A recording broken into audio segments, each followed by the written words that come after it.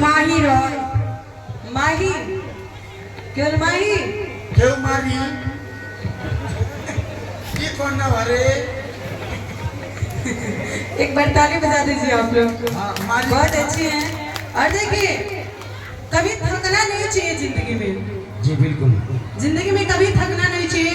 हम काम के लिए आए हैं और काम का पैसा लेके जाते हैं। वाह काम करते हैं पैसा लेके जाते हैं तो काम भी होना चाहिए। होना चाहिए थकना नहीं चाहिए। हम है ना, हम लोग बहुत दूर दूर तक मंच करने जाते हैं, लेकिन जब तक अगर आदेश रहता है कि इतना देर मंच पे रहना, उतना ही देर हम लोग मंच पे रहते हैं।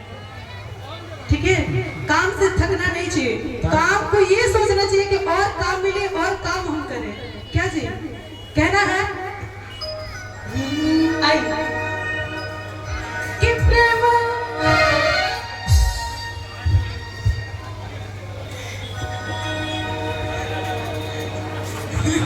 और देखिए अफसाना जी है जो कि अभी नाम हो जा रहा है।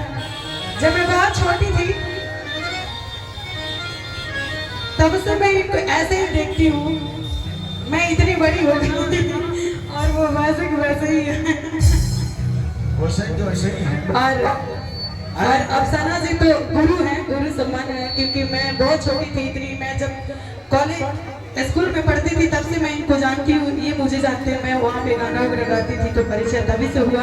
राधिका जी और क्या मैं इनका नाम जानती है क्या रखे हैं? क्या इनका नाम है बब्बर बिल्लू। आओ नहीं रखे हैं। उसके आगे नहीं कहेंगे क्या इनका छाती है 56 किलो।